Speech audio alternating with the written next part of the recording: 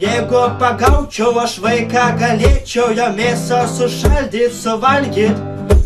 Dainos vaizdo klipe, kuriame svaičiojama apie vaikų valgymą, internete peržiūrėjo beveik 1 milijoną žmonių.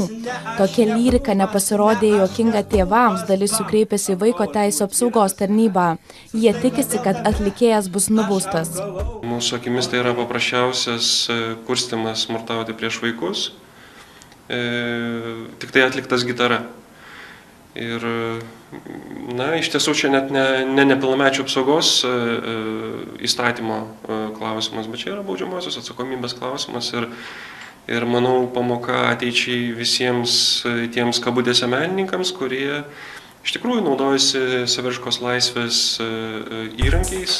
Iš dainos autoriaus policija konfiskavo 3 kompiuterius bei vaizdo kamerą. Jam pateikti įtarimai dėl neapykantos skleidimo ir smurto kurstymo. Tačiau pasak kūrėjo, daina tiesiog blogai interpretuojama. Mes dainą sugalvojom kaip meninės formos protestacija prieš vaikus, kurie negerbė suaugusių žmonių.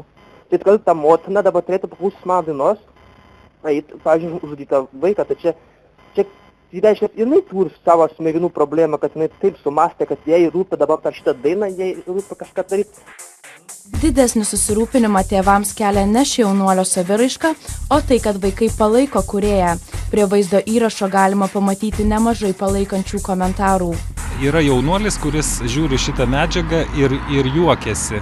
Tai, man atrodo, tai yra rimtas signalas, kad tėvai turėtų susirūpinti apskritai, kuo gyvena ir kaip mąsto jų paauglys vaikas, kuris randa iš ko juoktis šitam klipe. Manau, kad iš tikrųjų, kad Lietuvoje kažkam prišils laiku gražinti jam kompiuterius ir kamerą ir atsiprašyti, kol mes neapsigėdėm ES prieš teismą, kuris apgins jo kaip menininko saviraiškos laisvę. Transliacija žinios žodžiais nereiškia transliacijos žinios mintimi. Tai yra, pirmiausia, reikia turėti empatiją ir supratimą, ką klausai.